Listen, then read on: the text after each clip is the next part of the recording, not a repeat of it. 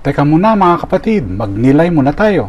Alam mo ba na ang glass-wing butterfly or Greta Otto ay may malinaw na pakpak? Halos hindi mo siya makita kapag lumilipad. Hindi makulay pero napakaganda. Isang paalala na ang mga bagay na di nakikita ay maaari ding maging makapangyarihan. Sa Ebanghelyo, si Jesus ay nagbagong anyo, nagliwanag ang kanyang anyo, at nasilayan ng 3 alagad ang kanyang pagkadiyos. Sandali lang ito, ngunit sapat para makita nila ang katotohanang nakatago sa kanyang pagiging tao. Sabi ni Daniel, ang anak ng tao ay tatanggap ng walang hanggang kapangyarihan.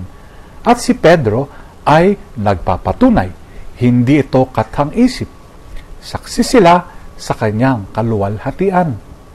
Ang pagbabagong anyo ay paalala na ang Diyos ay madalas nakatago sa karaniwan, sa tinapay, sa krus, sa kapwa. Hindi kailangang makislap upang magliwanag. Tulad ng paru-parong may kristal na pakpak, hayaan mo ang iyong buhay ay maging daluyan ng liwanag ni Kristo. Kahit tahimik, kahit simple. Pagnilayan po natin ito. Amen.